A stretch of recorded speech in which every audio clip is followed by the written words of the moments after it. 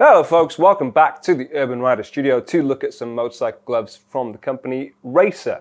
Now these are heated motorcycle gloves. We have two new pairs from them. We've got the Connectic 5 you can see here, and we've got the Heat 5 which you'll see in another review. And if you want something to quickly improve your comfort whilst riding in the winter, heated gloves are a good option. Obviously we've had a few different versions even from them in the past. We've got other versions on the website if you want to check them out.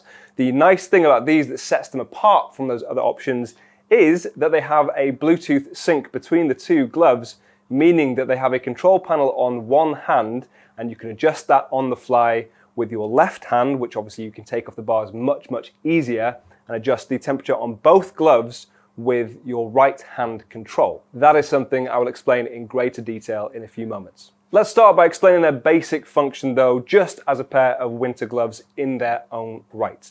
So, starting with the pair we have here, they are available in black as you can see. They are £219 as of the making of this video, and the sizing does come up true. They are of course also CE approved. The big difference between these and the Heat 5 is that these have less armour across the glove.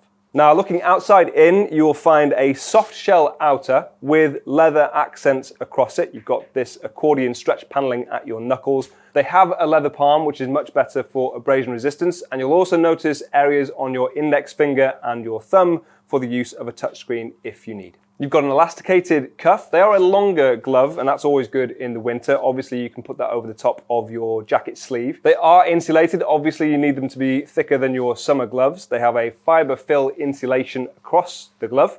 It's really nice and soft and comfortable on the inside. And of course, they're waterproof. They have a Polymax waterproof membrane. As a pair of winter gloves, they are sounding pretty promising then. And then, of course, you'll remember they have heating across them. It's across the back of your hand.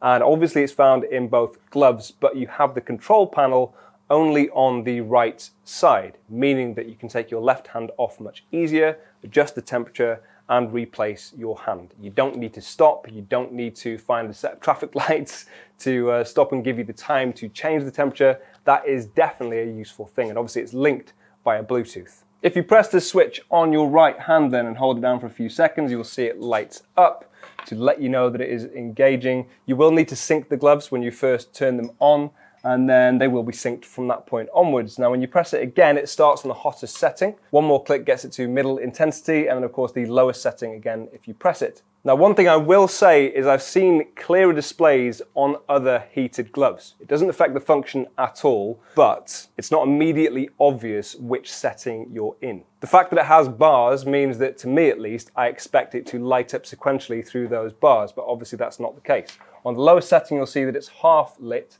On the middle setting you'll see that it is slightly brighter, and then obviously on the top setting it is full brightness. Now when it comes to the colouring system, if it is white that means it is on full power.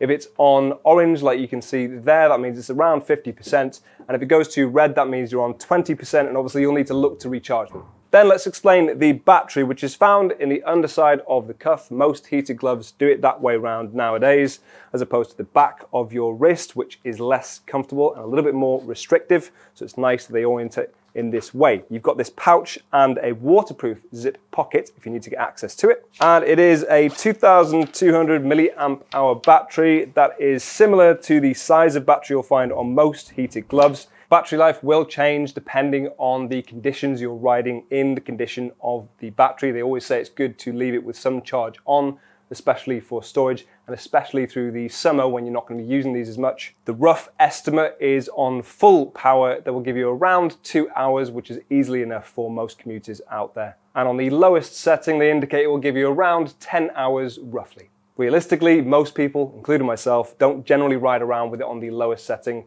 You'll be on the middle or highest setting most of the time. But still, 2 hours is a decent amount. Honestly, it's a huge improvement on your comfort through the winter riding with something heated whilst you're on the bike. And this is a nice innovation and step forward in terms of the technology, especially with the fact that you have these gloves linked now, so you've only got one control panel to worry about. The same is true of the Heat 5 if you want to check that out, and there will be a separate review of that as well if you want to see that for yourself. I'll leave links in the description for these if you want to check them out, and let us know your thoughts in the comment section. We'll see you soon. Bye bye.